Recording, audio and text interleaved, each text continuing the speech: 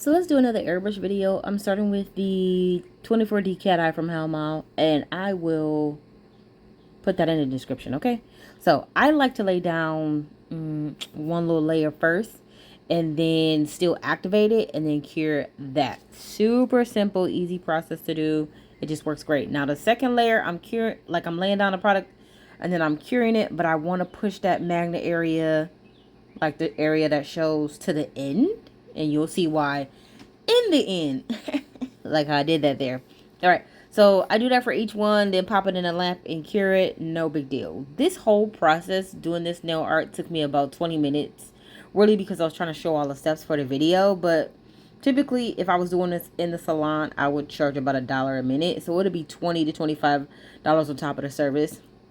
I do have these Saviland Airbrush Gels that I got off of Amazon that I've been trying out just to see how they work.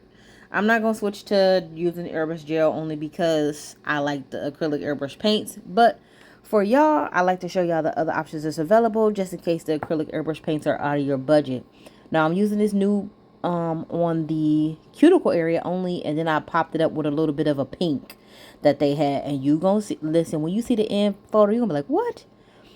I added some circles. The Saviland Gel did really good with using stencils. I'm very impressed. They must have changed up the formula, seriously, and I think I said it in a video before, because it used to be so stinky. Now it is still very sticky, so do not leave this in your airbrush unit overnight and not clean it, because you will have a booger to deal with the next day.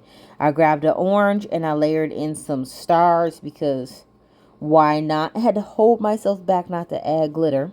And then I grabbed the black and layered in another type of star just because I thought it looked cool, and I hit it with some top coat. Easy peasy, like I said, 20 minutes. This is the final look, and look at that. You get like a nude but cat eye French type hookup. Love it.